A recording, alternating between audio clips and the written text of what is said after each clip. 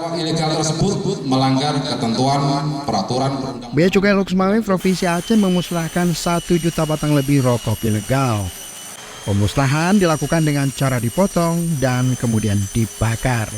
1 juta batang lebih rokok ilegal yang dimusnahkan ini merupakan hasil penindakan sepanjang tahun 2021 sampai dengan tahun 2022.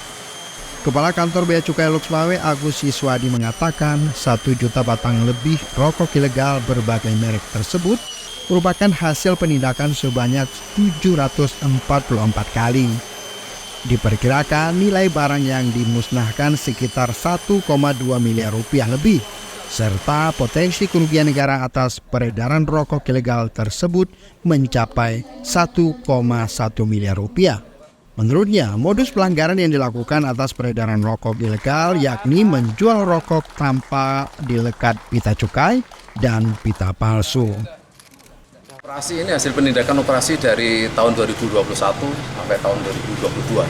Jadi operasi dari Bea Cukai dan kerjasama dengan APH ya, para terkait ya, Denpom termasuk dari Satpol PP.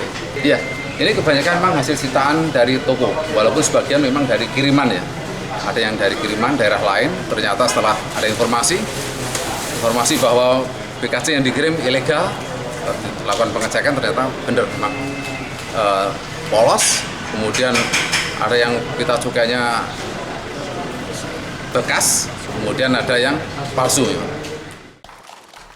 Atas peredaran rokok ilegal tersebut, para pelaku melanggar Undang-Undang Nomor 39 Tahun 2007 tentang cukai.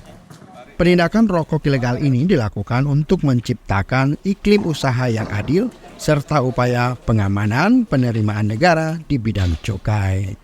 Dari Loksmawe, Tim Liputan Aceh Video.